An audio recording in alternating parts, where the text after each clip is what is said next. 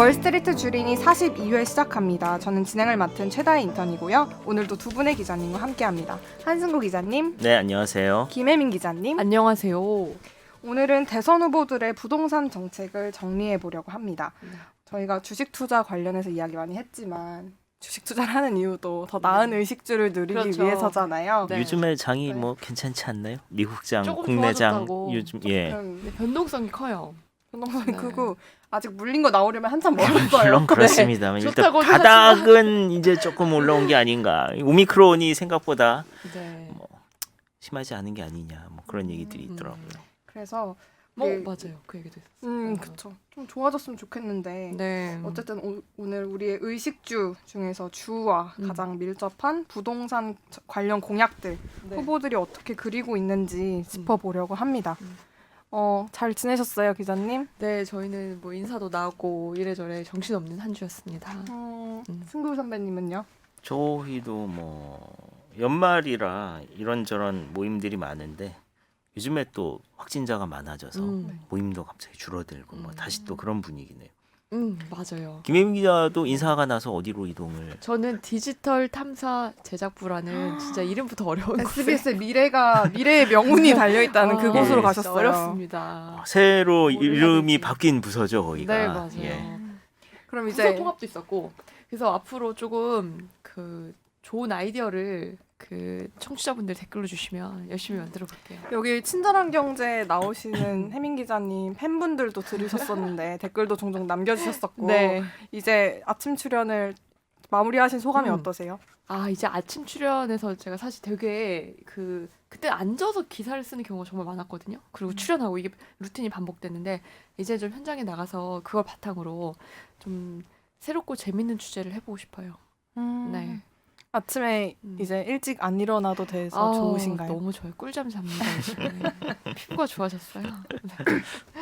저희 오늘 대선 후보들 공약 짚어볼 테지만 네. 우리 한승구 기자님께서 이재명 씨 몸통을 연기하셨다는 소식을 제가 선거 들었어요. 방송팀에서 저 그거 저 기자들이 진짜. 하는지 몰랐어요. 저 진짜 전문 배우들이 하는 줄 알았어요. 아. 스턴트맨들이나 이런 그러기에 사람들이. 저희가 제작 상황이 빠듯합니다. 이미 뭐 배우 경력이 있으셔서 연기 경력이 기대가 좀 됩니다. 있죠. 진짜 네. 기대. 메이킹 영상 안 나오나요?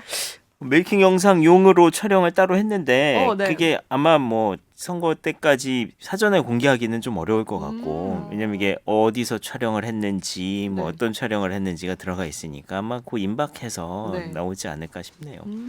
저희가 그러니까 몸뚱아리는 제가 나오고 네. 얼굴은 이제 이재명 후보의 얼굴이 합성이 돼서 나올 겁니다. 와.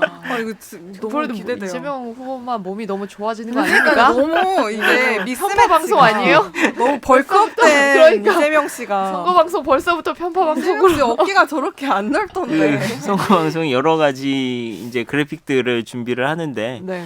예, 그 중에 하나를 이제 담당을 하게 네. 된 거고요. 아 지금 윤석열 하는 기자 누군지 제가 대역을 들었는데 아, 너무 비교됩니다. 이거 거기도 뭐 이게 또 합성을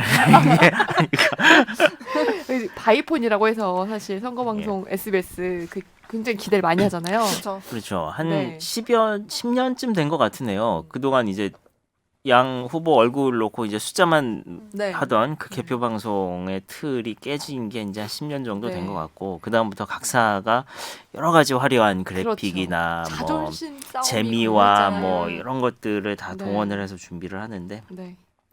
그러다 보니까 이제 후보들이 나와서 뭐 음. 저희가 지난번 선거 때는 보니까 뭐 롤러 스케이트를 타거나 네. 뭐 이렇게 운동 경기를 하는 뭐 그런 네. 것도 있었는데 17년 대선이 굉장히 화려했는데요. 이번에는 기대하고 제가 또 있습니다. 제가 근데 찍으면서도 이걸로 어떻게 만들겠다는 건지 자꾸 디자인은 옆에서 오케이 하는데 와 이게 오케이? 한 방에 NG 한 번 오케이가- 없이 아니, 역시 이게 오케이라고? 저도 기대가 됩니다. 역대급 비호감 대선이라고 하잖아요. 그래서 사실 대선이 뭔가 기다려지거나 이러진 않았는데 네. 기자님의 출연하신 그걸 보고 싶어서 그러니까. 좀 기대가 되네요. 네, 기다려지네요. 맞아요. 네, 댓글로 넘어가 보겠습니다. 오늘 또 댓글이 하나 달렸는데요. 네. 이게 닉네임이랑 댓글 내용이랑 너무 미스매치가 심해가지고. 근데 조이풀 399님께서 달아주셨습니다. 넷플 양아치 새끼들 이렇게 달아주셨어요. 아, 입에 채 붙네요. 다시 할게요. 넷플 양아치들. 이게 중간에 뭔가가 생략이 된 단어죠? 아유, 네. 삐 처리할게요. 네네네. 이게 이게 사실 맞죠. 어떻게 보면. 넷플이 가격을 인상해서 이번에 이런 댓글 다신 것 같아요. 동의하라고 저한테 푸시 오더라고요. 동의하라고요? 네. 가격 인상. 요 가격 인상을. 이게 여러 명에서 같이 보면 그 한 명이 동의를 안 하면 뭐 아니면 이 결제를 하는 사람이 동의를 안 하면 다른 사람들이 못 보게 되나 봐요. 맞아요. 결제하는 사람이 동의를 해야 네. 되는 것 같네요. 그러니까 슬금슬금 또 가격을 올렸는데 아, 많이 올려가지고. 그쵸. 보니까 뭐 베이직 뭐 이런 요금제는 괜찮은데 네. 여러 명이 보거나 이제 고화질로 볼 수 네. 있는 그게 올라간 대부분 거. 고화질로 여러 명이 보잖아요. 맞아요. 그래서 저도 이번에 원래는 이 가족들 2명이 저랑 아빠만 들어가 있는 걸 다 정리하고 한쪽에 다 몰았어요. 그래서 넷플 계정 하나를 정리했습니다. 정리하셨네요. 얄미워서. 네. 기자님 정리하셨어요? 저는 왓챠를 구독 해지를 오 드디어. 하고 예 좋습니까? 그래서 하기 전에 이제 왓챠에만 남아 있는 것들이 뭐가 있는지를 이제 좀 찾아보고 있고요. 어제 바로 메일이 왔더라고요. 일주일 남았는데 해지를 취소하기 뭐 이런 메일이 와가지고 네. 우리 이번에 이런 신작이 새로 나왔다 하면서 진짜 붙잡고 약간, 있어요. 봐요? 약간 헤어지기 전에 너 진짜 헤어질 거야? 약간 이런 되네요, 너 굉장히. 진짜 헤어질 거야? 마지막으로 생각해봐. 마지막 기회야. 막 이렇게. 일단은 뭐 그렇군요. 네, 그렇습니다. 전 웨이브를 다시 구독했어요. 웨이브가 최근에 재밌는 게 많아서 뭐를 그 이럴 바에 청와대로 간단가? 뭐 이럴 거면 아, 청와대로 간단가? 그게 그 재밌다고. 드라마예요? 예. 이왕 이렇게 된 김에 아닌가? 하여튼 되게 뭐, 길었어요. 그죠? 네. 네, 그게 굉장히 재밌다 그래서 저 이제 보려고 이 웨이브를 구독해놨습니다. 그렇구나. 댓글. 근데 토종 OTT가 최근에 되게 오, 많이 맞아요. 그저 구독자 수가 토종 늘고 있대요. OTT면 웨이브, 왓챠, 티빙. 네. 티빙. 티빙도 굉장히 많이 티빙 늘었고요. 열리라고 있어요. 그다음에 저기 쿠팡 플레이는 뭐 쿠팡 하긴 또 이제 쿠팡 플레이. 하면 바로 볼 수 있으니까. 쿠팡 플레이는 앞으로 그 스포츠 중계 쪽으로 굉장히 힘을 줄 모양이더라고요. 많이 가져왔죠. 예, 중계권을. 지금도 축구 중계 같은 거는 쿠팡에서 하는 경우가 많고 앞으로 그게 전략이랍니다. 오. 기사님이 미식 축구 보는 거 좋아하시네요. 예, 저는 그것 때문에 했는데 우와, 신기하다. 그거 보는 분들은 사실 거의 없는 것 같고 축구 경기를 요즘에 거기서 많이 하더라고요. 재밌네요. 예. 네, 댓글 좀 날선 댓글도 저희는 감사히 받겠습니다. 네, 그러니까요. 네, 이번 주 세대 차이 뿌셔뿌셔입니다. 네. 자, 오늘 제시어입니다. 켈박. 줄말이에요? 네, 켈박. 켈박. 박박 킹받네 할 때 그 박 아니고요. 네. 상황을 한번 제시해 드릴게요. 네. 네, 제가 혜민 기자님이랑 약속을 잡았는데 기자님이 그걸 까먹으신 거예요. 네. 그럼 제가 이제 기자님한테 기자님 켈박 안 해주셨어요? 이렇게 하는 거죠. 캘린더. 캘린더 박제. 정답! 캘린더 박 아니 너무 잘 연말이고 들어줬다. 연말이고 약속이 켈박. 많이 잡혀서 재밌다. 이 말을 진짜 많이 요즘 네. 쓰게 되더라고요. 정말 정말 많이 쓴다고요? 네. 켈박해도 이렇게 진짜예요 기자님. 저는 그동안 그냥 적어두겠습니다. 이렇게 아닙니다. 말했는데. 아닙니다. 켈박해두겠습니다. 이게 아하. 맞는 표현입니다. 아하, 이걸 쓰겠습니다. 쓸 일이 많을 것 같아요. 켈박해도 이런 재밌다. 네. 이거 맨날 근데 어떻게 매주 어떻게 하나씩 찾아와요. 식으로. 이게 힘들겠다. 이게 주제 정하는 것보다 더 어려워요. 이게 진짜 제가 별거 다 쳐봐요. 그죠? 10대 용어, 초등생 유행어. 세대 용어 뭐 이런 거 찾아보겠네요. 이게 이제 저도 좀 이제 세대 교체가 된다는 느낌을 많이 받고 이제 있어요. 검색해봐야 돼요. 네, 검색해봐야 되고 물어봐야 되고 이게 진짜 쓰이고 있는지. 네. 근데 이거는 제가 실제로 진짜 많이 쓰는 용어이기 오호, 때문에 네. 실용도가 아주 높은 단어입니다. 저도 적어놨어요. 켈박 해주세요. 네. 박제라는 말 많이 쓰는 거 같네요. 여기저기. 그죠. 박제 진짜 많이 써요. 네. 이제 짧고 재밌었습니다. 차가 너무. 네, 이제 주제로 넘어가 보겠습니다. 다들 네. 대선 공약 1호로 이 부동산을 언급하는 것 같아요. 네. 그렇죠. 맞아요. 일단 모든 후보들이 주택 공급을 늘리겠다는 데는 동의를 한 것 같고 저희가 지난번에 아주 잠깐 살짝 짚어봤었는데 그때는 이제 여야 두 후보는 250만 호 공급을 네, 똑같이. 준비하고 있다 이 정도로 얘기를 했었는데 네. 오늘 좀 더 구체적인 얘기 해보려고 해요. 네. 공급 늘리겠다는 데는 다 동의를 했는데 방법엔 좀 차이가 있죠. 맞습니다. 그냥 간단하게 말하면 이재명 후보는 공공 주도에 공공 주도로 하겠다. 그 다음에 윤석열 후보는 민간 주도로 하겠다라는 게 가장 큰 차이점이고요. 제가 이거 한번 주제 서치해 보면서 두 후보의 캠프 홈페이지를 가봤어요. 네. 가서 자료 올라온 게 있으면 좀 참고를 하려고. 네. 그런데 우선 윤석열 후보는 자료가 없고요. 없어요. 그냥- 저도 황당했는데 네. 진짜요? 홈페이지에 가보면 빡빡하. 공약이 올라와 있을 줄 공약집이 알았는데 있을 줄 알았어요. 예, 그게 없죠. 없고 저 유튜브 영상이 있더라고요. 그래서 거기에는 이제 본인의 어떤 뭐 옛날 사진이랑 네. 뭐 이제 뭐 이런 것뭐 그건 활동 있었어요. 이런 건 있는데 윤석열 후보가 나와가지고 PT 자료를 보면서 이렇게 네. 설명하는 거. 자기가 부동산 공약 앞으로 어떻게 하겠다. 근데 이재명 후보는 그 첫 번째 공약으로 이제 공약을 올리는 칸이 있긴 있어요. 네. 첫 번째 공약으로 부동산 공약을 올렸는데 한 대여섯 줄이고요. 구체적인 내용이 거의 없습니다. 없었죠. 저도 맞죠? 그래서 네. 저희 회사 그 시스템에 올라와 있는 네. 그러니까 기자들한테 배포된 자료를 음. 그걸 찾아가지고 읽어보고 왔거든요. 네. 이거 이제는 각 당의 후보가 됐는데 이게 이렇게 좀 접근하기 쉬운 곳에 맞아요. 오픈이 돼야 되는 게 아닌가 정돈된 형태로 그러게요. 그런 느낌을 어제 받았어요. 이걸 저는. 왜 사실 지금 기사 말고도 네. 많은 통로로 사람들이 이런 자료들을 접하는 정보를 접하고 있잖아요. 근데 왜 이걸 정리해서 아직까지도 100일도 안 남은 상황에서 그러게요. 못 올렸는지 안 올렸는지 이걸 모르겠습니다. 뭐 어쨌든 그래서 저는 윤석열 후보의 그 네. 유튜브 PT 발표 영상을 보고 좀 정리를 해봤고요. 네. 이재명 후보는 이제 선배는 자료를 보셨다고 하는데 저는 기사로밖에 이제 일반 이제 시청자 입장에서 일반 국민의 입장에서는 그냥 기사로밖에 접근을 할 수가 없는 상황이라 그냥 그렇게 한번 접근을 해봤어요. 네. 네, 한번 좀 자세히 오늘 분석을 해볼까요? 네. 네. 일단 이 후보는 공공으로 공급을 하겠다. 네. 그리고 윤 후보는 민간 부분을 공급 방법으로 제시하고 맞아요. 있는데 공공과 민간 이게 어떤 차이가 있는 거예요? 우선 윤석열 후보의 얘기를 좀 들어보면 네. 전국에 250만 호 이거는 이재명 후보랑 똑같습니다. 수도권에 130만 호 이중에 네. 수도권에 130만 호 이상을 공급하겠다라고 했고요. 여기에다가 그 수요에 부응하는 주택 공급을 유도하기 위해서 서울 같은 대도시에는 재건축 재개발을 촉진시키겠다. 수도권 3기 신도시 이거는 개발에 차질 없이 추진을 하고 또 1기 신도시는 이제 꽤 오래됐잖아요. 1기 네. 신도시가 뭐 여기 뭐 일산, 분당, 일산 네. 뭐 거기 노후 주거단지 재정비해서 업그레이드 시키겠다. 뭐 이런 얘기를 했습니다. 그리고 양질의 민간 임대 주택 여건을 뭐 임사자 제도예요. 그러니까 임사자 제도가 지금 많이 죽었거든요. 네. 이걸 다시 좀 되살리겠다라고도 얘기를 했어요. 이재명 후보는 음. 공공으로 이제 공급을 하겠다고 했잖아요. 네. 그러면 저는 이게 그러니까 공공으로 공급했을 때 민간 차원에서 공급했을 네. 때 어떤 차이가 있는지가 좀 궁금했는데 음. 결국 이재명 후보는 그 네. 공공개발로 발생한 개발 이익을 최대한 정부가 환수해야 한다는 입장인 건가요? 그렇죠. 그러고 윤석열 네. 후보는 이게 민간 경제 활성화랑 연관되어야 하기 때문에 민간으로 공급을 하겠다 이거예요?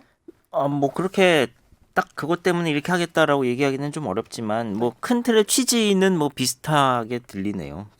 이재명 후보가 250만 호를 공급한다고 했을 때 네. 그중에 100만 호는 기본주택이라 그랬거든요. 네. 근데 기본주택이 뭐냐고 하면 저렴한 임대료로 30년 이상 거주 가능할 수 있게끔 네. 그러니까 결국엔 이제 임대주택을 많이 공급을 하겠다는 거죠. 정부가 맞아요. 주도하는 임대주택을 많이 공급을 하겠다는 거고 윤석열 후보 같은 경우는 기존의 재개발 재건축에 대한 규제를 확 풀어서 그건 이제 민간 주도로 하게 되는 사업들이니까 네. 그런 쪽의 공급을 상대적으로 더 힘줘서 하겠다 뭐 그런 취지인 것 같죠. 이 경우에는 뭐 개발 이익이랄 것이 뭐 민간 부분은 당연히 이제 사업자가 가져가는 것이고 임대주택이니까 이거는 뭐 공공 부분이 거기에 대해서 이제 개발부터 운영까지 책임을 지고 대신에 거주하는 사람들은 장기간 임대료를만 부담하면서 살 수 있게끔. 그래서 이거는 큰 틀에서 보면 저는 지금 그러니까 공공주택을 확대하고 하려는 지금 정부의 부동산 정책의 좀 연장처럼 보여요. 이재명 후보의 경우에는. 예. 그것보다도 더 이제 더 어떻게 보면 공공의 네, 공공부문으로 더 힘을 많이 주는 거죠. 국가 주도로 네. 하는데 한 발 더 들어간 것 같아요. 그렇죠. 근데 이걸 사실 더 싫어하시는 분들도 있긴 있어요. 공공 주도로 하는 임대주택 가기 싫다. 왜냐하면 부동산으로 또 다른 자산의 이익을 보고 싶으신 분들은 이렇게 되면 뭐 전세 사는 거나 임대주택 사는 거나 크게 다르지 않지 않냐라고 생각하시는 분도 있고 그러니까 큰 틀에서 보면 윤석열 후보, 이재명 후보 다 네. 그 주택을 늘리겠다는 건 똑같고요. 그렇죠. 이 중에서도 일부 보호해야 할 취약계층은 꼭 보호하겠다라는 것도 똑같아요. 그런데 이재명 후보의 그 보호해야 할 취약계층의 수가 더 많은 거고 윤석열 후보는 그만큼 많지 않습니다. 더 적어요. 뭐 예를 들어서 그 윤 후보는 청년 원가 주택, 그다음에 네. 역세권 첫집 주택 이거 2개 얘기했잖아요. 네, 이재명 후보는 기본주택을 말했고 그렇죠. 윤석열 후보는 원가주택. 네. 네, 맞아요. 그런데 이게 그 이재명 후보는 앞에 말했던 이 기본주택 100만 호인데 네. 윤석열 후보는 100만 호까지는 안 돼요. 이거보다 훨씬 적습니다. 이게 아마 원가주택 30만 하고 네. 역세권 첫집 20만 해서 대략 한 50만 정도 맞아요. 될 겁니다. 이게 역세권 첫집 주택은 이름만 딱 들면 직관적으로 뭔지 알겠거든요. 네. 근데 원가 주택은 사실 음. 확 와닿진 않는데 이게 구체적으로 어떤 거예요? 이게 뭐냐면 20, 30대를 대상으로 집중 공급을 한대요. 뭐 청년이라고 하니까 이게 맞겠죠. 그리고 또 청년층처럼 재산이 일정 수준 이하이거나 다자녀 무주택자인 40, 50대 가구도 포함시킨다고 합니다. 근데 5년 이상 거주를 한 다음에 여기 매각을 원하는 경우 이걸 국가에서 다시 매입을 해요. 네. 원가 플러스 가격 상승분의 일정 부까지 반영을 해서 매입을 한다고 해요. 그런데 그 뒤에 이 집을 또 어떡하냐? 네. 다른 사람이 또 사고 싶어 하면 네. 그러니까 가격을 크게 올리지 않는 선에서 국가가 또 그 사람 그 가구에 파는 거예요. 시세 차익을 나눈다는 맞아요. 개념인 거죠. 네. 국가와 개인이. 그러니까 이 집을 살게 되면 시세 차익을 크게 볼 수는 없지만 싸게는 들어갈 수 있다라고 보면 됩니다. 근데 그렇게 보면 이재명 후보의 기본주택 저는 크게 다르진 않다고 보여요. 저는 이걸 정말 한참 들여다봤거든요. 네. 제 원가주택이 일단 봤을 때는 이 원가주택이나 그다음에 역세권 첫집 이거 2개는 조금 구별을 해야 될 것 같긴 한데 2개는 다르죠. 예, 역세권 첫집 같은 경우는 이거 이제 토지 임대부 방식이라고 해요. 그러니까 건물만 분양을 하는 방식이고 땅은 그냥 국가가 가지고 있고 대신 네. 땅값이 빠지니까 집값도 내려가는 겁니다. 네. 이런 거는 사실 지금 그 민주당 이재명 후보가 얘기하는 어떤 토지 공개념, 그러니까 토지는 공공이 소유한다라는 것하고 상당히 통하는 얘기거든요. 네. 중국이 이런 방식으로 하기도 하고요. 그리고 이 청년 원가주택 청년은 아니고 그냥 원가주택이죠. 원가주택은 이거는 이제 5년이 지나서 팔 때는 시세 차익의 70%까지 보장을 해주고 정부가 되사준다는 거잖아요. 맞아요. 그래서 저는 이 원가주택이나 역세권 첫집이나 국민의힘에서 내놨다고 보기에는 믿기지 않을 정도로 반시장적이다. 그게 전 가치 판단은 빼고 말씀드리는 겁니다. 네네. 이게 뭐 반시장적이어서 좋다 나쁘다는 게 아니라 이거는 그 보수 정당에서 내놨다고 보기에는 상당히 왜냐면 정부가 굉장히 강하게 개입을 하는 거거든요. 맞아요. 이건 거래와 시세와 예. 시세와 거래와 경제와 여기 직접 이제 플레이어로 뛰어드는 상황이라서 대단히 정부 개입이 세 보이는 정책으로 보이고요. 그래서 이 윤석열 후보가 나와서 하는 얘기를 들어보면 청년 원가 주택을 추진하는 이유가 지금 그 아이를 낳지 않고 결혼을 하지 않는 이 청년들의 문제점을 해결하기 위해서 이 정책을 시행한다고 해요. 그러니까 그만큼 정부가 이건 좀 강력하게 개입을 하겠다는 의지가 네. 좀 보이기는 합니다. 근데 이게 궁금한 점이 한두 가지가 아닙니다. 지금. 그런데 구체적으로 나와 있는 정보가 있나요? 이게 한번 5년 모셔야겠네. 이게 5년 이상 거주 후에 매각을 원할 때는 국가가 사들인다. 네. 그러니까 예를 들어서 100만 원의 분양을 받았을 때 이게 나중에 5년 이상 살다가 주변 시세가 200만 원이 됐네. 그러면은 그 매각 가격 상승분의 70%니까 100만 원 올랐으면 70%까지. 그래서 170만 원에 이제 정부가 되사준다는 거죠. 그렇죠. 이거를. 그리고 되사주고 나서는 그 집을 이제 그 170만 원에다가 다시 이제 그 다음 분양자한테 네. 분양을 해주는 뭐 이런 식으로 되는 건데. 그러니까 첫 번째로 드는 궁금증은 그러면은 이게 집값이 하락했으면 어떻게 될 것인가라는 궁금증이 좀 들었고요. 집값 이 경우에는 또 하락했으면은 거기에 대한 설명은 없는 것 같아요. 그러니까 예를 네. 들면은 5년 이내 이주할 때는 분양가에다가 이자를 더한 금액으로 국가에서 다시 되사준다라는 네. 조항도 있어요. 근데 네. 이 경우에는 시세 차익의 상승분은 그 거주자는 전혀 볼 수 없는 거죠. 5년 안에 나간다고 그렇죠. 하면 네. 전혀 볼 수 없고 대신에 집값이 떨어진 상황이었다고 하면은 오히려 분양가 이상의 이자까지 정부가 부담을 해줘야 되는 상황이 만들어지는 것 같고 떨어졌습니다. 예 떨어졌을 때는 그럴 것 같고 그리고 이게 계속해서 분양이 되려면 집값이 오르는 걸 전제로 해야 분양받는 사람이 생길 것인데 어쨌든 시세가 노린다고 하면 미분양이 날 때는 어떻게 될 것인가. 그리고 미분양 그쵸 그것도 문제죠. 예 그리고 마지막 단계 그러니까 국가가 샀다 팔았다 하면은 더 이상 이 주택이 분양하기 어려운 시점이 나올 텐데 그때는 이 집값을 온전히 이제 정부가 다 왜냐면 갖고 있어야 되니까 사들였으니까 사들였기 때문에 그 중간에 시세 차익과 뭐와 이런 거를 이제 정부가 다 부담을 하게 되는 모양새가 된다는 게 문제죠. 그러면은 그러니까 지금 그 당시 경선 과정에서 유승민 후보 측에서 비판을 했던 부분 중에 하나는 그건 것 같아요. 재정이 너무 많이 들어간다. 예, 그러니까 그 재정이 들어간다는 점을 저도 이 자료와 기사와 여러 개를 보고 한참을 들여다봐서야 이제 둘이 무슨 얘기를 하는지 알겠다라는 느낌은 들었는데 이 기사만 봐서는 솔직히 이해가 안 되고요. 그리고 자료만 봐서도 이해가 안 되고요. 이 유승민 캠프의 비판과 윤석열 후보의 반론은 둘이 다른 얘기를 하고 있습니다. 지금 예, 둘이 다른 얘기를 하고 있어요. 그래서 비판의 지점과 논박의 지점이 다르기 때문에 그걸 다룬 기사는 그거 한 장만 보시면은 안 되고 이게 무슨 사업이구나라는 거를 반드시 그 반박한 원문과 보도자료를 다 보셔야 될 텐데 쉽게 말씀을 드리면 이 여러 가지 지점들이 있는데 애초에 이것도 싸게 분양을 한다는 거 아니에요 원가주택도 그쵸. 그러니까 예를 들면 1억짜리 시세가 있는데 네. 뭐 원가로는 건설원가 수준의 뭐 3억 원, 5억 원만 분양을 한다. 윤석열 후보 측에서는 아니 이게 어쨌든 민간 분양이기 때문에 건설원가는 다 회수를 하는데 정부의 부담이 없다라고 주장을 하는 것이고 유승민 캠프 측에서는 아니 그게 5억, 7억에 분양을 할 수 있는 건데 3억밖에 못 받으면 그 나머지는 사실 정부의 부담이라고 봐야 된다. 받을 수 있는 건데 못 받았으니까 그걸 이제 손실로 잡는 거예요.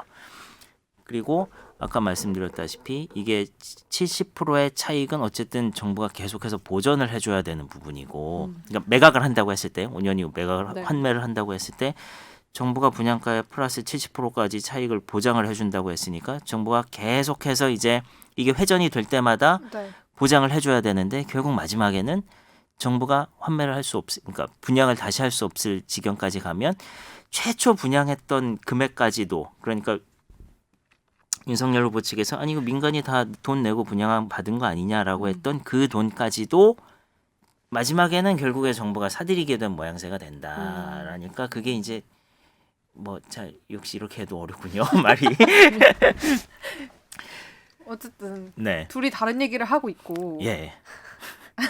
정리를 해주세요. 그러니까 이거 우선은 봐봐요. 지금 이게 다시 처음부터 쉽게 이게 여러 텀 돈다고 생각하지 말고. 네. 자, 1,000만 원 주택 분양 받았죠. 네. 정부가 이거를 뭐 1,700만 원에 사줬어. 네. 그다음에 1,700만 원에 분양을 했어 또. 민간은 네. 1,700만 원을 내고 왔어. 제가 1,700만 원을 내고 2차 분양자죠. 그러니까. 그쵸. 예. 네. 제가 1,700만 원 내고 들어왔죠. 들어갔어요. 예. 그럼 또 몇 년이 5년이 막 지났어. 그 집값이 또 올랐어요. 네. 그럼 정부가 또 사주잖아요, 그거를. 이게 반복이 되다가 보면 결국에 마지막 시점에서 분양을 받지 않는 사람이 생겨날 거라는 거죠. 주택이 노후화가 됐든 뭐든 간에. 미분양이 생기면 그때부터 손실이. 자, 그러면 그때부터 분양이 안 되잖아요. 그러면 정부가 그 주택을 가지고 있는 상태잖아요. 네. 환매를 마지막으로 사들인 상태잖아요. 네. 근데 그 환매 금액이라는 것이 결국에는 최초 분양 거기에 대한 이익, 그다음에 2차 분양자 했던 그 사람들이 낸 돈이 거기에 다 들어가 있겠죠. 네. 이만큼 집값이 네. 커져 있겠죠. 네. 그런 식으로 하다 보면은 이게 사실 처음에 민간에 분양했다고 하지만 결과적으로 보면은 이거는 마지막에 다 정부가 끌어안게 되는 돈이다라는 얘기를 하고 있는 거예요. 유승민 캠프에서는. 그러니까 결국 윤석열 후보의 이 청년 원가주택 공급은 미분양이 생기지 않고 계속 끊임없이 회전이 그게 된 계속해서 집값이 오르고 계속해서 계속해서 분양이 회전이 되면은 지속 가능한 괜찮은데. 제도인 것 같은데 근데 만약에 그래서 이게 그 유승민 캠프에서 이거를 계산을 해봤을 때 뭐 결과적으로 궁극적으로 들어가는 돈이 1,000조다 2,000조다라고 얘기를 하는 게 그 물론 계산하는 숫자는 다를 수 있죠. 예를 들면 뭐 집값 상승률을 어떻게 넣느냐에 따라서도 네. 다를 것이고 중간에 이제 집값이 내렸을 때는 어떻게 할 것이냐에 따라서도 다를 것이고 하긴 한데 궁극적으로 보면 이건 정부가 부담을 할 수밖에 없는 구조다라는 얘기를 하고 있는 것 같아요. 근데 언뜻 들었을 땐 맞는 분석 아닌가요? 제가 아니면 모르는 부분이 좀 저도 있는 말씀드렸지만 이거는 집값이 계속해서 오르고 굴러갈 수 있는 거를 전제로 한 제도인 것 같고 건가요? 네. 마지막에 어떻게 정리를 할지에 대한 얘기는 지금 없는 것 같아요. 그 부분은 지금 공약에서 빠져 있는 것 같고 대통령 임기가 5년이기 때문에 5년 뒤에 그리고- 생각을 안 하죠. 그리고 중간에 이런 식으로 이 직업이 내리거나 했을 때를 그러니까요. 어떻게 할지에 대한 얘기가 빠져 있고 다음 정권에서 알아서 계속 오를 줄 아나 봐요.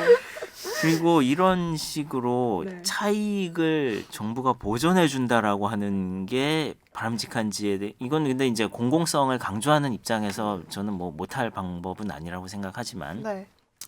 이런 식이 가능할 것이냐에 대한 비판도 있을 것 같고 그리고 이거를 정부가 시세 70%를 보장해 준다고 하면요. 차익의 5년 70%를 동안, 네, 차익에. 네. 그러면 이 5년 동안 여기에 거주하시는 분들은 전셋집처럼 씁니다. 자기 집처럼 안 쓰고요. 그렇죠. 그러면 금방 노후화 되기 굉장히 쉽거든요. 그게 근데 이제 이게 임대로 돌아가는 집들이 좀 빨리 LH도 그런 게 있죠. 마찬가지죠. 예. 그런 부분도 다 그리고, 고려를 예, 했었어야 되는데. 만약에 그 실제로 물론 이거 알고 들어간다고 해도 마지막에 그 70%밖에 본인이 보장을 받지 못한다고 왜냐면 이거 시장에 갖다 팔면 30%더 받을 수 있는 건데 그런 부분까지 생각하면은 요즘 같은 큰 상승기를 경험했을 때 이게 과연 매력이 있느냐라는 또 다른 차원의 비판도 있을 수 있고요.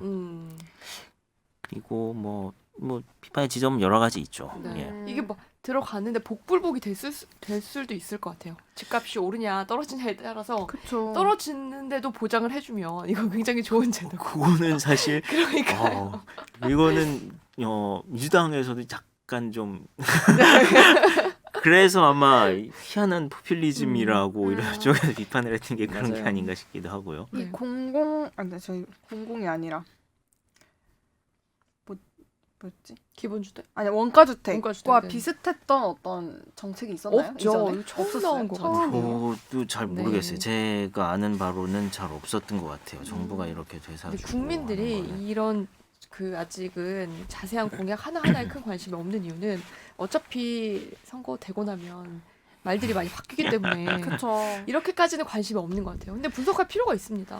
그렇죠. 그래야 그게 구체적인 뭐 대책을 미리 준비하죠. 그 공공 임대 중에 예를 들면 뭐 그런 형태는 있었죠. 오랜 기간 이제 임대주택을 살다가 그 다음에 그러니까 뭐 10년 이렇게 살면은 그 다음에 이제 분양으로 전환을 해주는 그 사람들한테 살게끔. 근데 그거 갖고서도 굉장히 잡음들이 나오거든요. 왜냐면 그동안 시세는 이만큼 뛰었는데 그 임대로 들어간 사람들은 처음에 들어갔을 때 시세를 생각하고 이건 뭐 살다가 분양 받아야지라고 생각을 했을 텐데 그러면은 그 분양가를 어느 정도로 측정을 해줘야 되느냐라는 걸 가지고 분쟁이 많이 생기죠.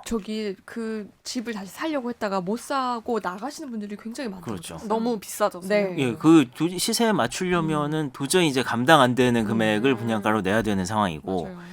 근데 그렇다고 또 너무 싸게 분양을 해버리면은 야, 그동안 지금 집값이 이렇게 많이 올랐는데 그 가격에 가면 이거 무슨 로또도 아니고 이게 청약 그 추첨이라도 하지 이건 추첨도 뭐 여러 가지 이런 또 그런 자금이. 있었네요. 뭐 취지는 알겠어요. 그러니까 취지는 이게 청년 세대들을 위한 거고 네.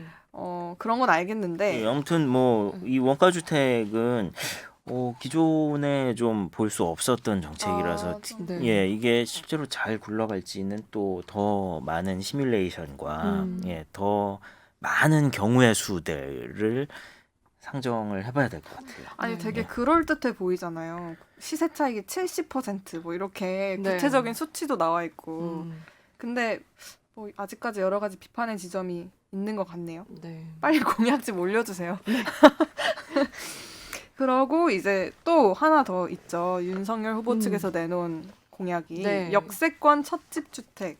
앞에서 짧게 설명도 하긴 했지만 네. 이거는 민간 아파트 재건축 사업과 연계를 해서 아직 연계를 하고 또 아직 잘 활용이 되지 않은 국공유지도 활용하겠다 이렇게 얘기를 했어요. 5년 내에 20만 호 공급하겠다고 목표를 설정해 놨는데요. 네. 이게 민간 아파트 재건축 사업과 어떻게 연계를 할 거냐? 지금 이제 역세권에 아파트 단지 재건축해야 하는데 못하는 곳들이 꽤 많습니다. 서울에는 굉장히 많죠. 뭐 강남에는 지금 막 3, 40년 된 아파트들 지금 재건축 해달라고 아우성인데 집값 올라갈까 봐 지금 다 대부분 스탑돼 있고 서울시장이 바뀐 상태에서도 재건축 지금 추진이 되는 아파트 단지가 거의 없습니다. 그래서 뭐 요즘에 리모델링으로 많이 돌아서고 있다 이런 기사까지 나오는데 어쨌든 이 역세권 아파트 단지 재건축을 활성화시켜서 용적률을 지금 300이거든요. 이걸 200%까지 200%를 더 올리겠다. 그러니까 최대 500%까지 주겠다는 거예요. 용적률이 올라가면 그 쉽게 말해서 아파트 키가 커집니다. 네. 층수가 그렇죠. 높아지는 거예요. 우리 또 재건축 네. 예, 조예가 깊으신 임 뭐였죠? 네. 임 뭐죠? 그 막 직접 뛰어다니면서 보는 거. 임장. 임장도 많이 했죠. 네. 그 용적률이라고 하면은 이제 땅이 요만큼 있으면은 그 안에 건물의 연면적이죠. 그러니까 예. 네. 연면적은 뭐 지연내 이런 거 빼고 이제 그 안에 쓸 수 있는 면적의 합계. 네. 그러니까 예, 1층, 2층, 3층 뭐 건물이 올라갈수록 이제 연면적은 더 넓어질 테니까 그렇죠. 용적률이 더 올라가는 거죠. 네. 용적률은 그 토지가 어떤 용도에 있느냐에 따라서 정해지죠. 뭐 아파트가 다르고 뭐 네. 상가 다르고 뭐 한데 그래서 용적률을 네, 올려주는 맞아요. 거. 예. 옛날 아파트들은 막 10층까지밖에 없어요. 근데 이걸 20층까지 지을 수 있게 해주겠다. 뭐 이런 얘기입니다. 공급을 늘리려면 그렇게 해야겠죠. 그렇죠. 땅이 더 위로 땅이 올려야겠죠. 제한적이니까. 그런데 증가분의 여기서 50% 정도, 그러니까 앞에서 200% 상향을 해주겠다고 했잖아요. 네. 그럼 용적률 100%입니다. 이제 이거를 역세권의 첫집 주택으로 활용하겠다는 거예요. 그러면 원래 10층짜리를 20층으로 올리게 해주는 대신에 네. 그 중에 5개 층은 임대주택으로 그렇죠. 가져가겠다. 근데 이거 요즘에도 이렇게는 많이 하잖아요. 맞아요. 굉장히 그 조합원들의 반발에 부딪히고 있어요. 지금도. 왜냐하면 이 나머지 지금 말한 5개 5개 가구는 이 지금 있는 15개 가구와는 전혀 다른 부류의 사람들이 들어온다고 생각을 하기 때문에 우리는 여기 임대주택을 이렇게 심으면서까지 같은 아파트에서 살고 싶지 않다. 우리는 그냥 따로 우리 민간 재건축하겠다라고 많이 주장을 하거든요. 거기 사람들이요. 맞아요. 약간 슬럼화를 우려하는 거예요.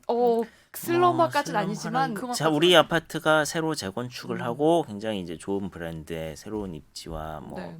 신축과 뭐 이런 거를 하는데 임대 분위기를 망친다, 좀 아파트에 이런 거주하시는 분들은 뭐 우리랑은 좀 다르다지 않느냐라는 인식들이 많죠, 사실. 네. 그래서 막 예전에는 임대 아파트와 그 일반 아파트의 아파트 그 동 색깔도 다르고요. 건물 색깔 자체가 그렇게 다르고. 두는 경우도 있었죠. 네. 뭐 출입구를 다른 쪽으로 맞아요. 낸다든가 네. 뭐 이런 식으로. 건물 자체를 따로 짓기도 하고. 근데 요즘에는 같이 짓더라고요.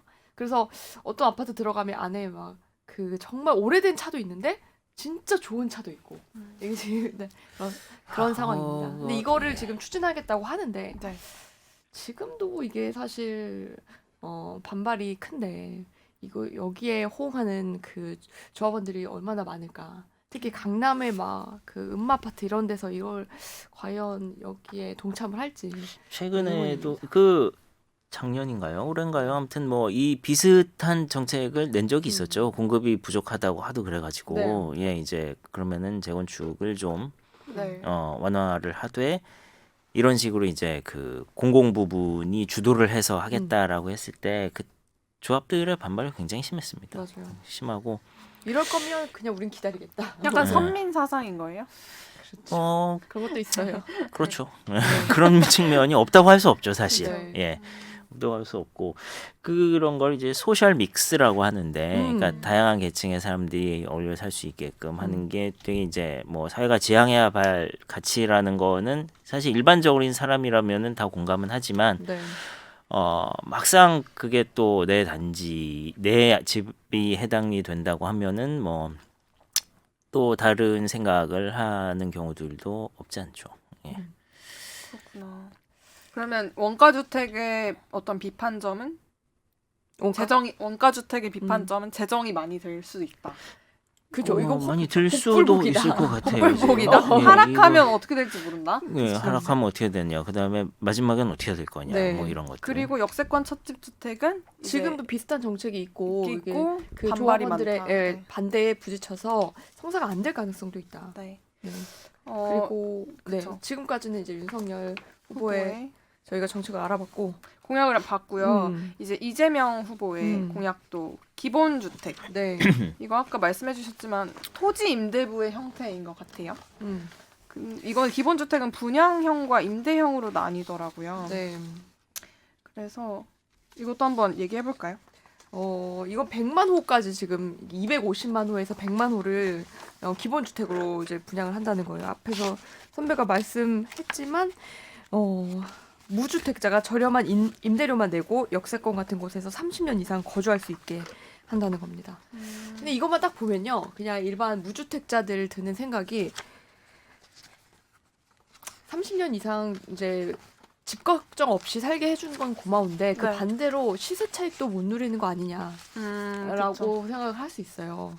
그리고 이거는 이재명 후보의 공약은 네, 가서 분양을 받는 게 아니라 가서 음. 그냥 몇 년간 사는 거잖아요. 그렇죠. 30년 이상. 그렇죠. 그쵸. 이게 네. 아까 그 임대형과 분양형 두 개라고 했는데 음. 임대는 말씀하신 그대로 이제 30년 이상 임대료를 내고 살 수 네. 있게 되는 형태. 그다음에 분양형은 아까 잠깐 얘기했지만 이제 토지는 두고 네. 이제 집만 분양을 받는 형태. 음. 그렇게 되는 거죠. 그렇죠. 근데 이게 임대형을 제가 찾아봤는데 네. 건설원가 수준의 저렴한 임대료를 내면 30년 이상 장기 거주 가능. 그리고 32평에서 33평 정도가 월 60만 원 선에서 결정될 가능성이 높아 임대료가. 보인다. 네, 네. 이런 기사가 있더라고요. 음. 근데 저는 이 60만 원이라는 가격이 별로 매력적이지 않았어요. 그죠. 적지 이거- 않은 돈입니다. 이거 그렇게 그냥 월세 이런 월세 많아요. 60만 네. 원보다 더 싼 월세. 근데 보증금 없이 30평대면은 괜찮은 거 아닌가요? 그런데 선배 보증금은요 나중에 돌려받을 수 있는 돈이라는 개념이 있잖아요. 근데 그쵸. 이 월세 60만 원은 그냥 버리는. 그러니까 제가 그게- 무조건 내야 되는 돈이라는 정말 생각. 정말 그냥 역세권도 그냥 역 근처라서 역세권이 아니라 진짜 교통의 요지 막 이런 역세권이고 인프라가 주변에 너무 네. 좋다 그러면 고려를 해보겠는데 음. 정말 생뚱맞은 위치에 뭐 정말 잘 갖춰진 주택이지만 네. 60만 원이다? 그럼 저는 고민을 좀 길게 해볼 것 같아요. 저는 그래서 이 가격을 더 낮춰야 되는 게 아닐까? 그 집값 한- 상승을 정말 그러면 잡으려면 무주택자인 그 다희 씨는 얼마로 낮추면 들어갈 생각 있어요? 45만 원. 구체적이다. 45.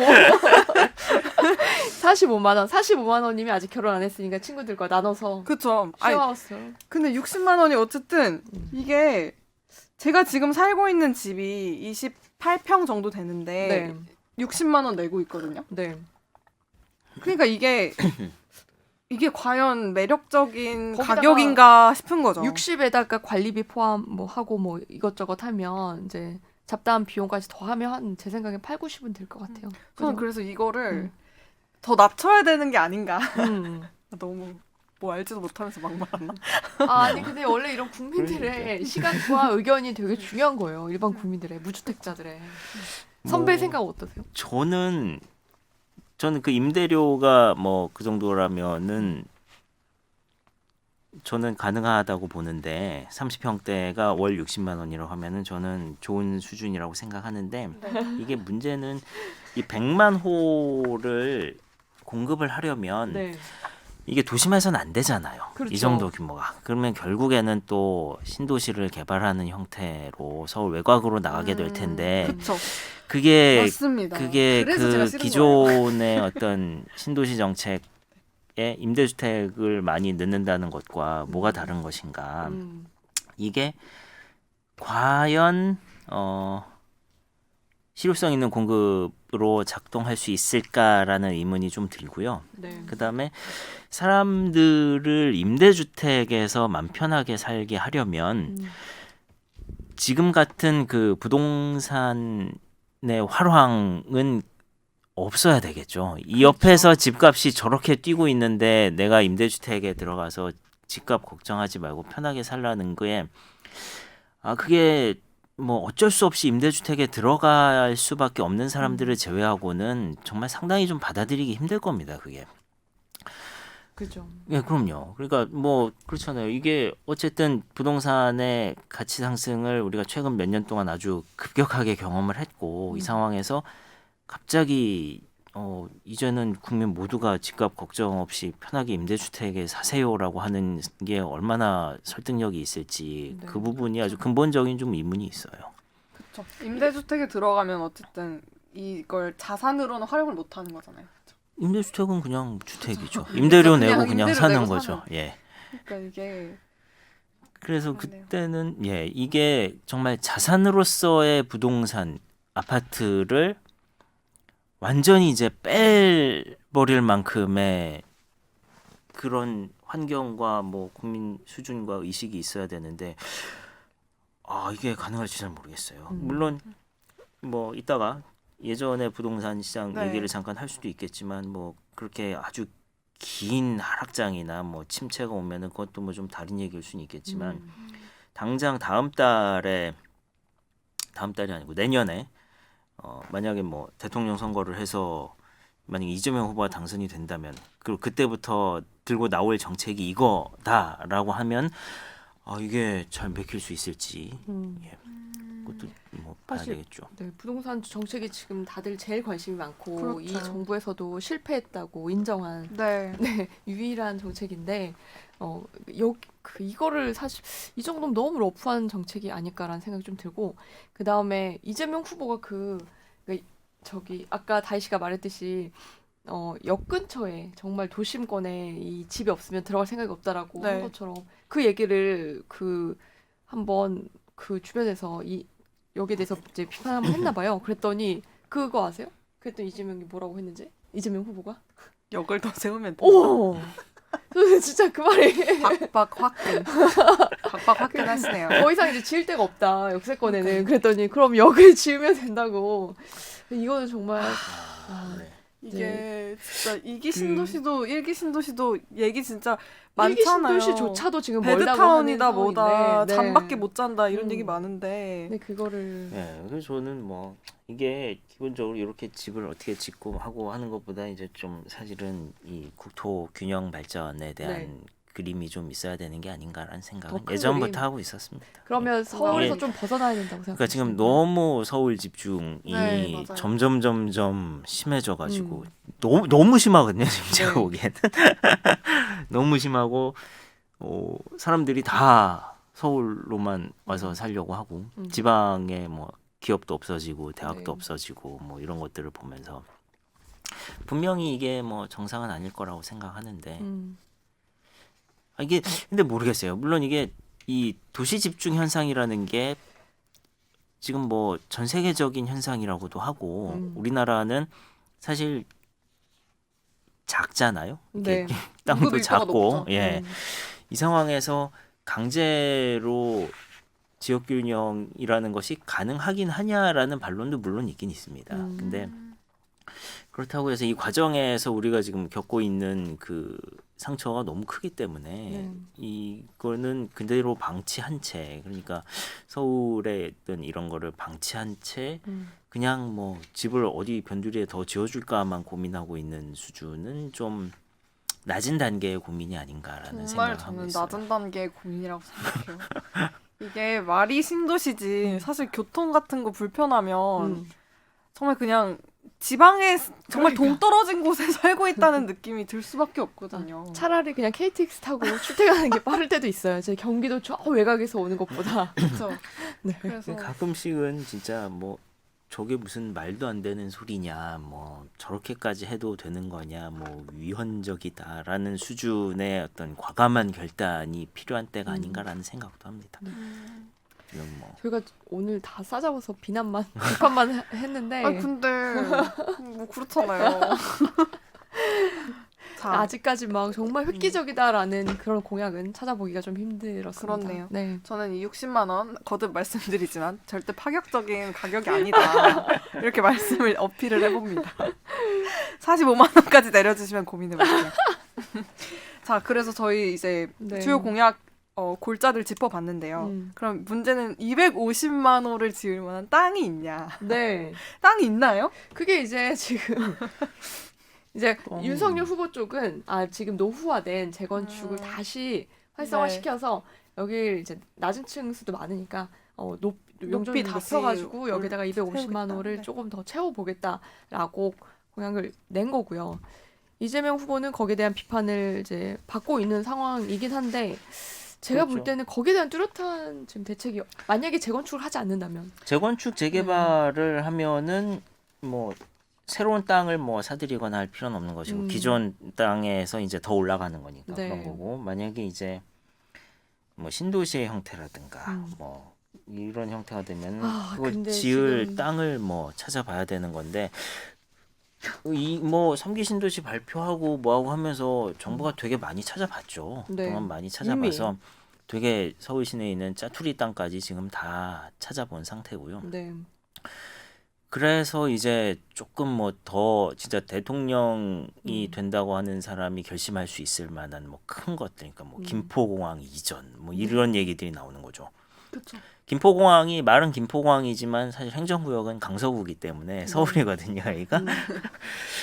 뭐 공항을 인천공항과 통합을 하고 뭐 이런 얘기들이 지역사회에서 좀 나오고 있는 것 같은데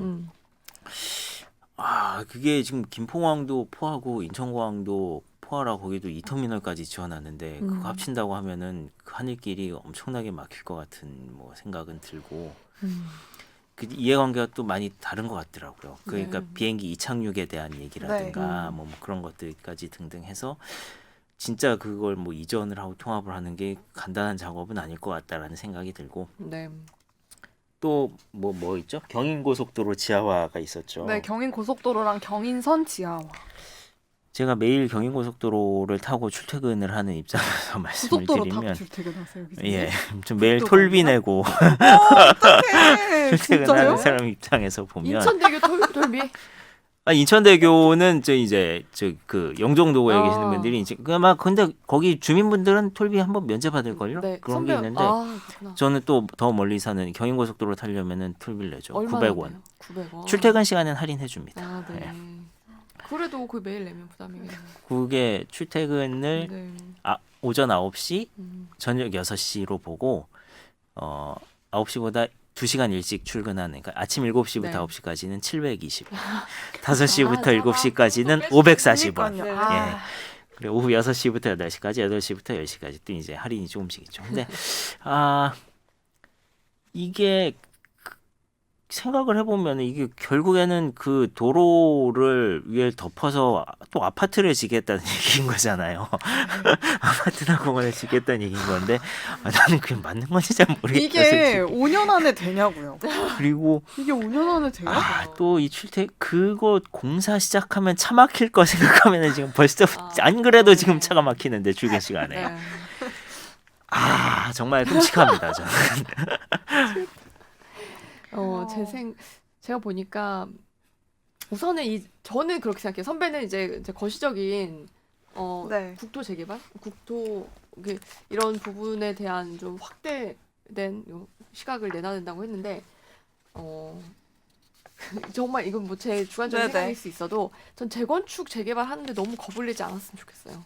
네, 그거를 뭐 민간 주도로 하든 공공 주도로 하든 파격적으로 한 뒤에 거기에 좀 많이 사람들이 들어올 수 있게 해놓고 그렇게 해서 좀 250만 호든 뭐 100만 호든 좀 이제 사람들이 들어올 수 있게 해서 살 수 있게 숨통을 튀는 게 먼저인 것 같아요. 근데 이제 겁을 내는 이유가 있습니다. 만약에 거기 재건축 재개발을 하면 갑자기 집값이 엄청 뛸 거거든요. 지금 이거를 다 겁을 내고 5년 안에는 집값 뛰는 것만 사람들이 기억을 할 거기 때문에 이 재건축 재개발 하는데 지금 그 전 정부도 지금 정부도 속도를 못 내고 있는 거거든요. 그러니까 좀 장기적으로 봐서 이런 그 노후화된 도심은 좀 빨리 어떻게든 해결을 하는 게 업무인 것 같아요. 그리고 저는 그런 생각도 들었어요. 아 이게 도심을 노후화 시켜서 네. 자연스럽게 기반시설들이 빠져나갈 수 있게끔 하는 큰 그림을 그리고 있는 것이 아닌가. 이거 그냥 뭐 이건 정말 그냥 네. 재미로 해본 상상입니다. 예, 생각 아닌 그냥 상상, 상상이고 재건축 재개발이 됐을 때 네. 그 지역이 이제 그러니까 그 단지나 뭐 지역이 이제 그 주변에 이제 랜드마크가 되고 네. 그래서 이제 가격이 확 뛰고 그랬던 경험을 우리가 몇 번 한 적이 있었기 때문에 그래서 이제 김혜미 기자가 그런 얘기를 했던 것 같아요. 그걸 겁내고 지금 못 하고 있는 거거든요. 그렇죠. 왜냐면 그동안 그 단지에 그러니까 재건축이라는 거는 사실 실거주 목적으로 들어가는 사람이 많지는 않거든요. 일반적으로는 그렇습니다. 그래서 그 단지는 늘 이제 그 투자 목적의 자금들이 많이 이제 쏠렸다가 나갔다가 하는 곳이고 그래서 그 단지들이 주도하는 어떤 상승장이라든가 이런 거는 정부 입장에서는 상당히 좀 용납하기 어려웠던 거죠. 그렇군요. 이게 결국 주택 공급을 다 하겠다고 하는데 가장 큰 걸림돌이 택지를 구하는 걸 것 같아요. 네. 그리고 아직까지 구체적인 실현 방안에 대해서는 아직 두 후보 다 내놓은 게 없는 것 같고요. 네. 이거 좀 저희가 어쨌든 유권자의 눈에서 맞아요. 비판적으로 봐야 될 부분은 봐야죠. 제가 윤석열 후보 그 유튜브 들어가서 봤더니 부동산 공약을 얘기하는 그 유튜브 그 영상에도 거기에 대한 비판이나 뭐 찬성 뭐 이런 의견 없고 그냥 뭐 윤석열 후보가 좋아요 싫어 이런 얘기밖에 없더라고요. 다. 그래서 저희 지금 이렇게 쭉 살펴봤는데요. 네. 상황이 이렇다 보니 사실 저희들 입장에서 갑갑하죠. 집값은 계속 집을 사기도 팔기도 갖기도 어려운 상황이고 그렇죠. 후보들이 내놓는 공약도 뭔가는 좀 만족스럽지 못하고 네. 그래서 이명박 재평가에 대한 이야기들이 요즘 속속 나오고 있어요. 네. MB 때가 살기 편했다. 뭐 재평가가 시급하다. 네. 이런 이야기들 나오고 있는데 이건 저도 좀 여쭤보고 싶었어요. 정말 MB는 부동산 정책을 잘 펼쳤던 건지 이때는 좀 지금보단 집값이 많이 안 쌌다고 해야 되나요? 그때 안정화가 이명박 네. 정부 2007년에 대선을 했죠. 네. 예, 그리고 이제 8년부터 했고 그 이후에 뭐 지금 문재인 정부 들어서기 전까지는 집값은 상당히 많이 내렸죠. 박근혜 정부 때는 진짜 많이 그때 내렸고. 막 집사라고 막 그러셨잖아요. 그때는 정말 제가 그 저희 부모님 집 팔 네, 때 얘기 잠깐 했었잖아요. 이 하락장이 오면 정말 무섭습니다. 이 하락장이 와도 이때도 거래가 안 돼요. 네. 그러니까 학장이 집을 오면- 가지고 있는 사람들 입장에서 되게 무서운 것 그렇죠. 같아요. 저희는 그때 부모님이 이제 은퇴하시고 빨리 이걸 매도를 해서 어디 이제 지방이나 좀 교외로 나가셔야 되는데 이게 무슨 뭐 고점에 팔겠다는 것도 아니고 근데 이게 집값을 내려도 뭐 10% 20% 내려서는 보러 오는 사람도 없어요. 네. 제가 내놓은 집 거의 뭐 얼마 만에 팔렸더라. 아무튼 이게 사람들이 아니 집을 뭐하러 사? 뭐 언제든 내가 맘만 먹으면 살 수 있는 건데 라는 생각을 하게 되죠. 맞아요. 이 뭐 아까 잠깐 나왔지만 임대주택이 성공하려면은 이런 정도의 인식이 네. 파다하게 퍼져 있어야 됩니다. 집은- 집으로 부자 못 된다. 집은 언제든 살 수 있다. 내가 맘만 먹으면 그런 정도의 인식이 있으면 임대주택이 성공할 수 있죠. 네. 근데 그때 하락장이 한번 오면은 정말 그때 그렇죠. 고점 대비 한 3-40% 빠진 가격에 매도를 했었으니까요. 결과적으로는. 그리고 그게 저점이었죠. 졌죠. 그러니까 그 정도 되면은 거래가 일어납니다. 네. 그리고 그 이후에 이제 그 집은 한 2배 이상 올랐는데 그 당시를 돌이켜 보면 이게 그 부동산 정책을 잘 펼쳤냐라고 보기에는 왜냐하면 그때가 이제 저는 그게 그렇게 생각해요. 이게 최근 부동산 급등은 이게 실물 경기하고는 관계없이 그 코로나로 인한 자산 가치 뻥튀기로 인한 측면이 크고 맞아요.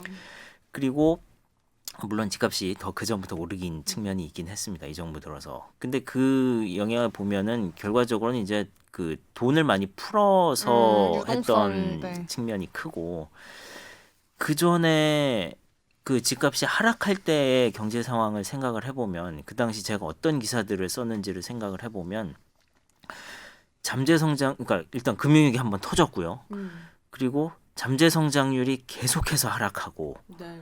그러니까 우리나라 GDP 성장률이 뭐 원래 그 이명박 정부 때 공약이 747 공약이었어요. 경제 성장률 7% 하겠다. 근데 지금 우리나라 경제 성장률이 뭐 2%, 3% 뭐 이렇게 됐잖아요. 그러니까 경제 성장률이 계속해서 떨어지는 상황이었고 그 GDP를 붙잡기 위해서는 정부가 대규모 투자를 늘려야 되는 상황이었고 투자에서 가장 그 투입 대비 효과가 빠르고 눈에 잘 보이는 거는 건설 투자거든요.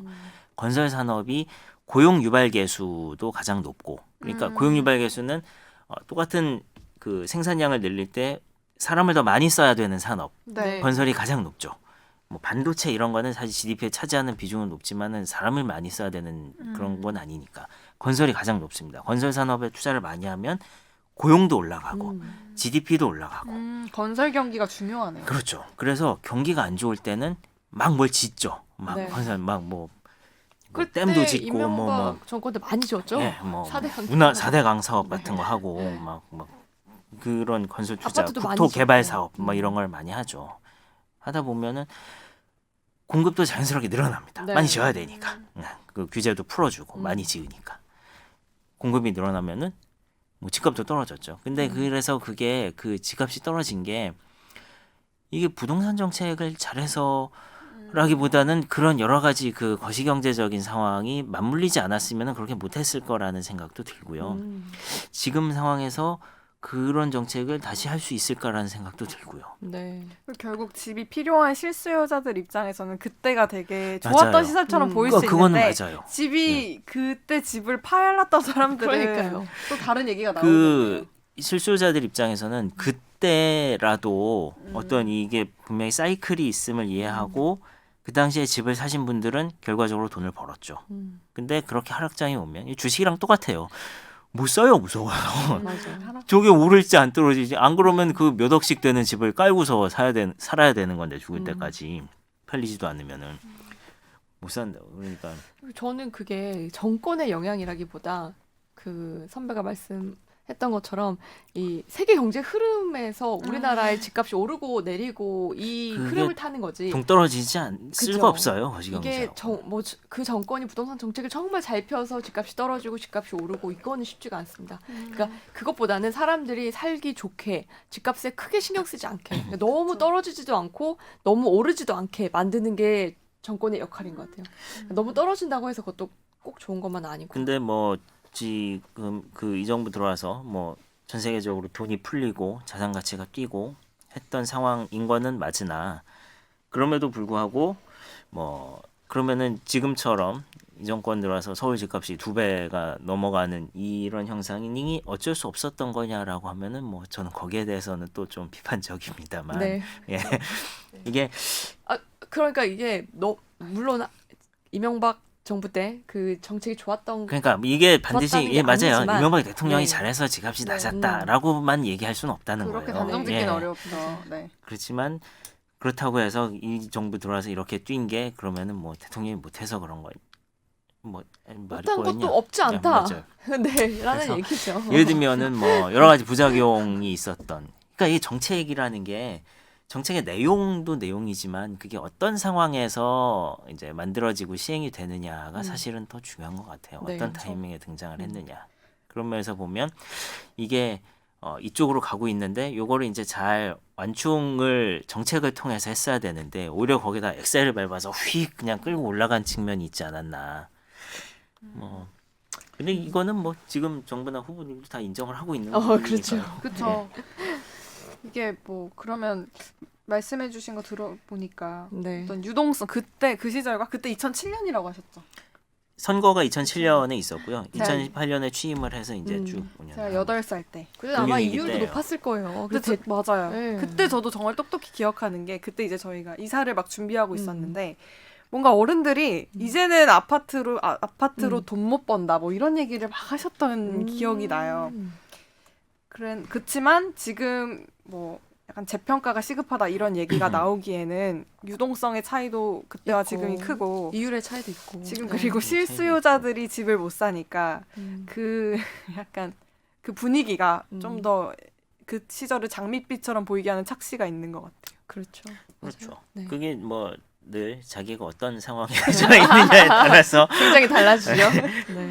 왜냐하면 이게 뭐 이 사람들이야 뭐 혹은 역사는 5년 10년 있다가 뭐 길게는 뭐 50년 100년 있다가 평가를 한다지만 나는 지금 당장 내 삶이 중요한 건데 그쵸. 이거 뭐 다 때가 있는 거 아닙니까? 그렇죠. 타이 PD도 얼른 뭐 취직을 하고 맞아. 뭐 제 월급을 취직이 모으고 빠를지 하는 250만 원 공급이 빠를지 뭐 그게 지금 당장 내가 그걸 해야 되는 시기가 있는 건데 네. 막상 이걸 야 5년 10년 지나서 경기가 좋아지면서 아 그때 구조 조정을 한 게 정말 다행이었어요. 우리 경제 참 잘 됐어라고 얘기하기에는 그때 35대 가지고 아 그때 그 구조 조정을 해서 지금 이렇게 경기가 좋아졌구나라고 얘기하기엔 나는 이미 늙었는데 뭐 어쩌라는 거냐 이런 거죠.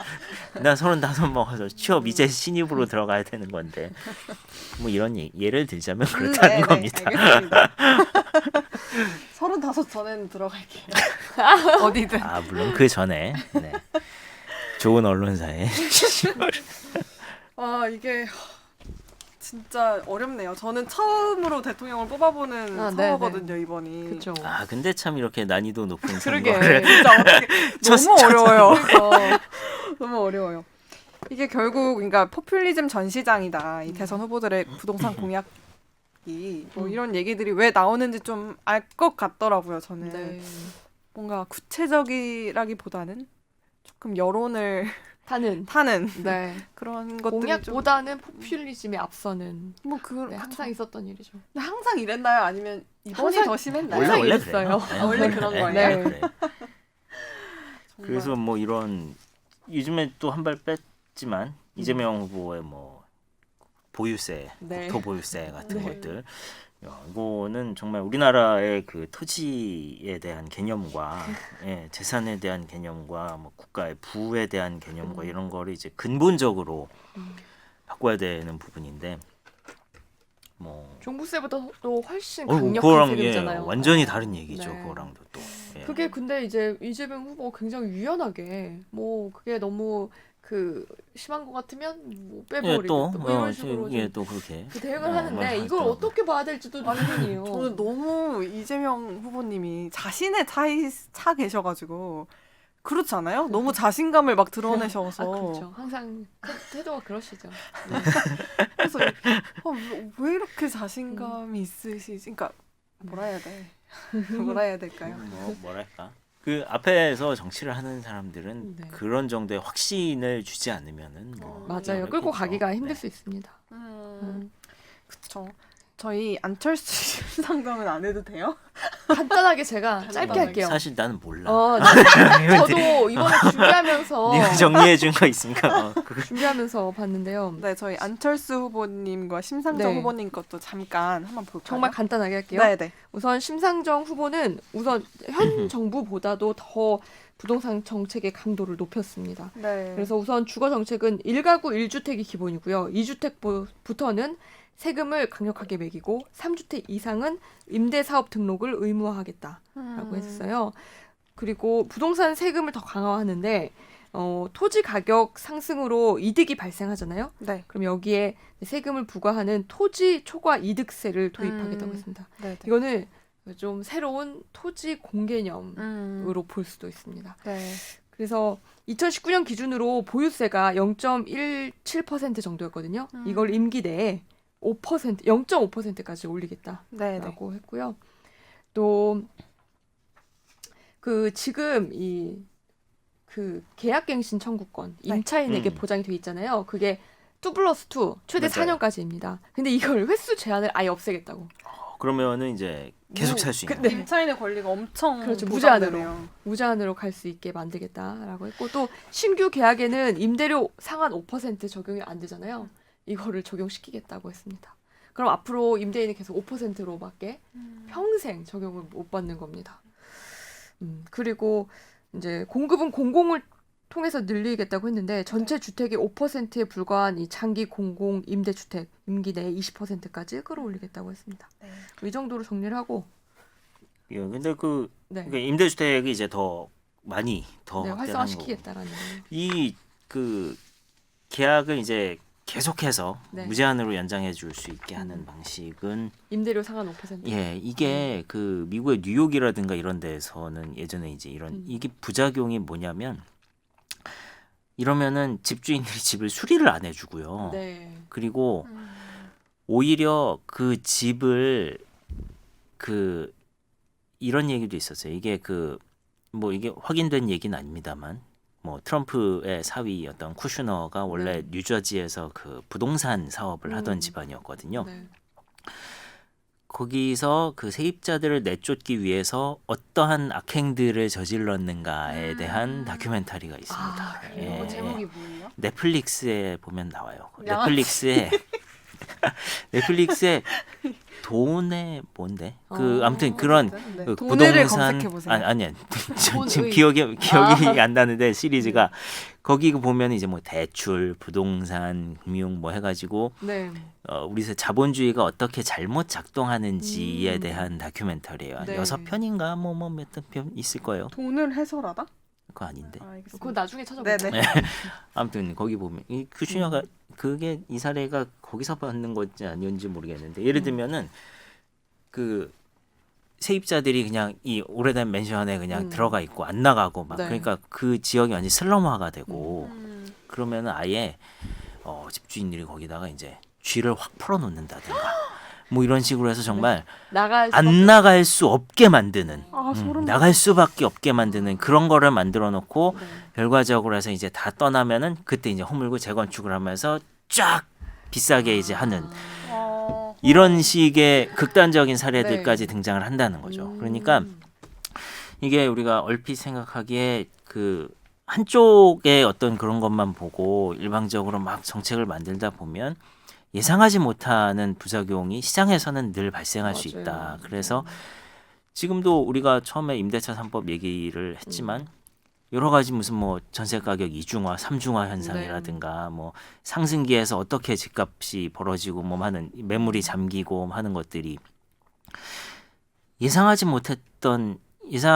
못했던이라고 얘기하지만 사실은 정책을 펼치는 사람들은 예상을 반드시 해야만 했었던 이런 시나리오들을 많이 검토를 해야 된다. 그러게요. 네. 해외 사례를 많이 검토를 해야 될 것 네. 같습니다. 충격적이네요.